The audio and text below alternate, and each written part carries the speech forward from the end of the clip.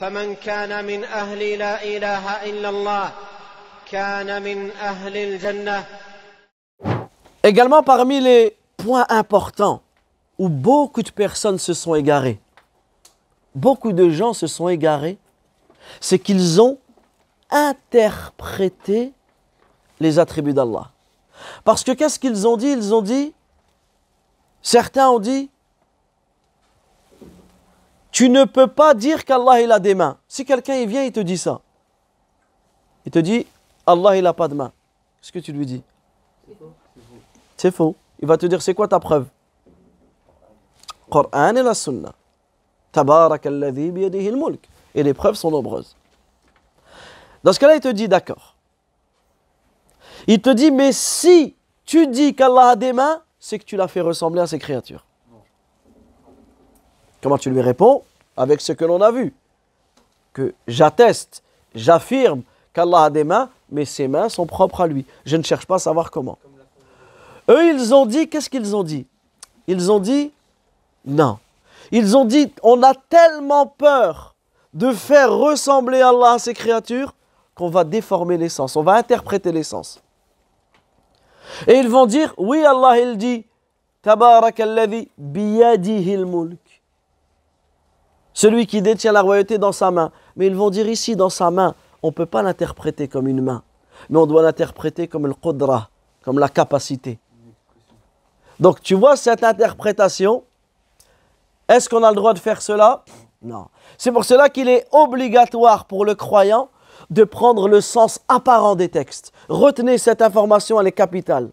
Toi, quand tu vois un texte, tu dois prendre le sens apparent, le sens premier de ce texte, en fonction des noms et des attributs d'Allah Azza wa Jal.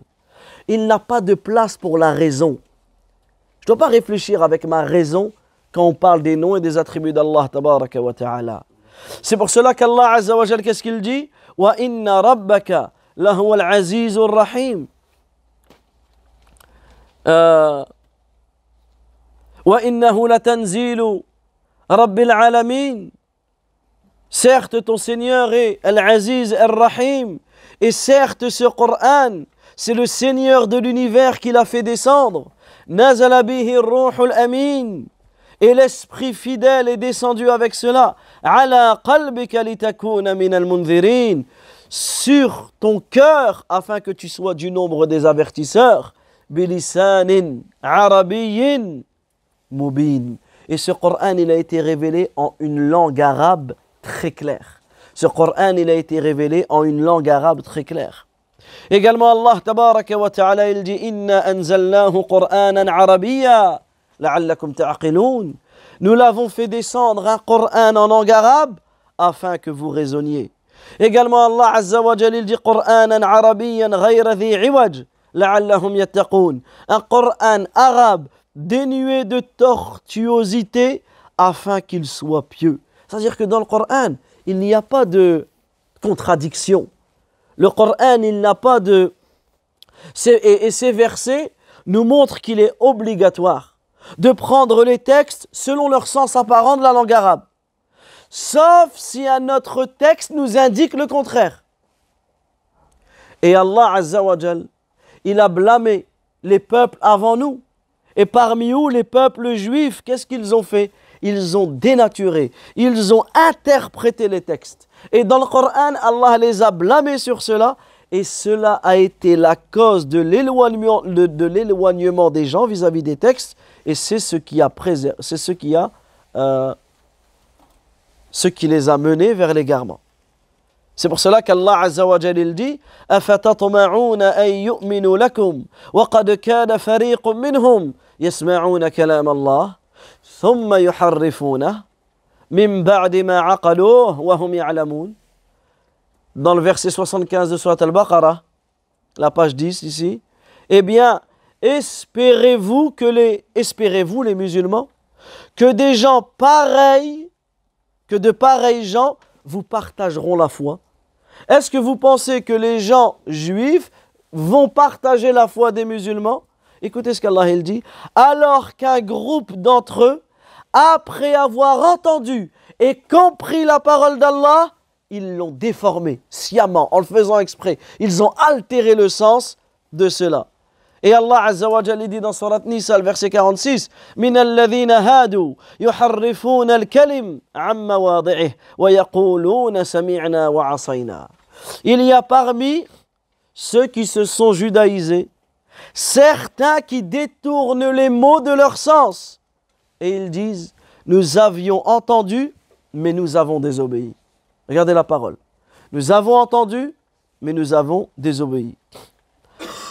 Et surtout, celui qui parle, il est plus savant que quiconque du sens qu'il veut donner à sa parole. Vous êtes d'accord avec moi ou pas? Si Ryan, il vient au tableau, il nous fait une expression orale, il nous raconte une histoire. Qui est mieux à même d'expliquer l'histoire de Ryan que lui-même? Est-ce que moi je peux venir et commencer à expliquer son histoire? Je peux le faire. Mais est-ce que je vais réellement... Imaginez, je vous dis, voilà l'explication de Ryan et voilà la mienne. Laquelle va être la plus à même de comprendre l'histoire qu'il a donnée? C'est la tienne.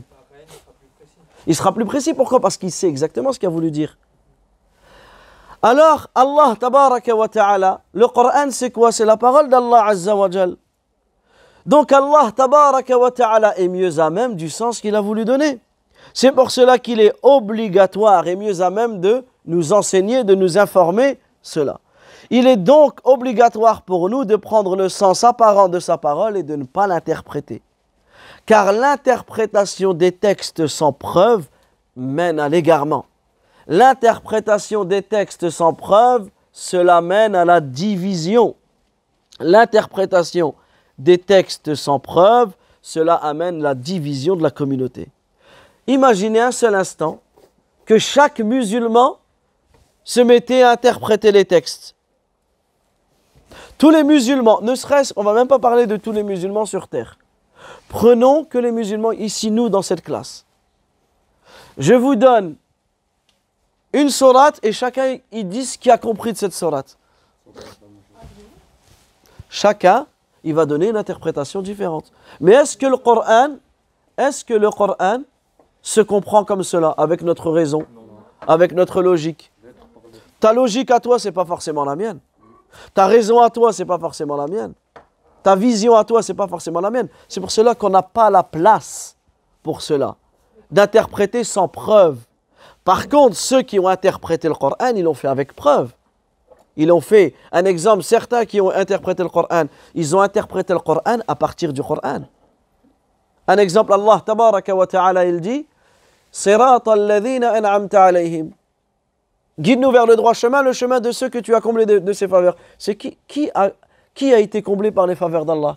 Eh bien, quand on lit dans Surat Nisa, on trouve qu'Allah, il dit parmi ceux à qui Allah a comblé de ses faveurs, parmi les prophètes, les véridiques, les martyrs et les vertueux. C'est-à-dire que le Coran explique le Coran.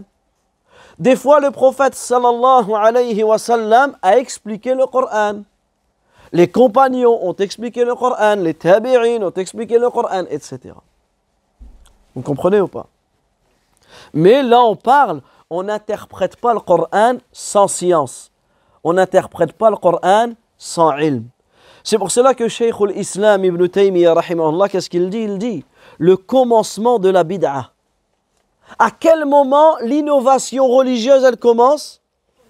Cela commence au moment où tu injures la sunna. Tu insultes la sunna. Comment tu peux insulter la sunna? En doutant d'elle. Quand tu doutes de la sunna, c'est une injure, une insulte que tu fais.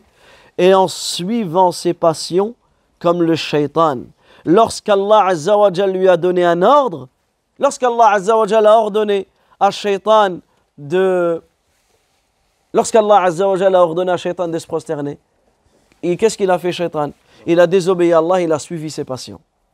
D'accord? Donc on doit faire attention à ne jamais suivre nos passions, à ne jamais suivre aveuglément telle ou telle personne, alors que j'ai la preuve dans le Coran et dans la Sunna. Et Allah, tabaraka wa ta'ala, il dit, nous vous avons créé, puis nous vous avons donné une forme. Ensuite, nous avons dit aux anges, prosternez-vous devant Adam. Ils se sont tous prosternés. à l'exception de Iblis, qu'il ne fut point de ceux qui se prosternent. Alors Allah Azza wa Jal lui a dit, qu'est-ce qu'il t'empêche de te prosterner quand je te l'ai commandé? Qu'est-ce qu'il a dit? Ana khayrun minhu. Je suis meilleur que lui. Il a dit, je suis meilleur que lui.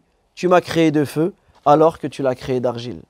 Tu m'as créé de feu alors que tu m'as créé d'argile. Ça veut dire que Shaitan a été expulsé du paradis. L'expulsion d'Iblis et la malédiction d'Allah Azza wa Jal sur Shaitan, sur Iblis, elles sont dues à quoi? À son interprétation. Il a interprété le fait qu'il est meilleur que lui, qu'il était meilleur que Adam. Alors, qu'est-ce qu'il a fait? Il a opposé l'ordre d'Allah à son analogie, à sa compréhension, à sa comparaison. Il a fait avancer son interprétation sur le texte divin. Il a fait devancer la raison sur l'ordre d'Allah Azza wa Jal en disant « Je suis meilleur que lui ». C'est pour cela que toute personne qui fait devancer sa raison en contredisant les textes, ce sera qui son cheikh, son imam? Ce sera Shaitan. Ce sera qui son modèle? Ce sera Shaitan. Toute personne qui te dit non, moi ma raison n'accepte pas qu'Allah il voit. Ma raison n'accepte pas, j'arrive pas à comprendre qu'Allah il parle, donc j'y crois pas. C'est quelqu'un qui a fait devancer sa raison avant les textes. Alors que non, que tu comprennes ou pas, le texte il vient, tu te plies. Tu te soumets à l'ordre d'Allah tabaraka wa ta'ala. C'est pour cela que Al-Waqi' il disait, nous prenons les textes tels quels, tels qui nous sont parvenus. Et on ne dit pas comment ceci et pourquoi cela. Je ne dis pas pourquoi ceci, comment cela, non. Je prends les textes comme ils sont venus. Donc retenez, lorsque tu étudies ce chapitre, qui est le chapitre des noms et des attributs d'Allah tabaraka wa ta'ala, tu affirmes, sans renier, tu affirmes tout ce qui est venu dans le Coran et la Sunna et tu renies rien. Tu ne déformes pas l'essence, tu n'altères pas l'essence, tu ne renies rien et tu ne fais pas ressembler à Allah tabaraka wa ta'ala, tu ne fais pas ressembler Allah Azza wa Jal à ses créatures. فمن كان من أهل لا إله إلا الله كان من أهل الجنة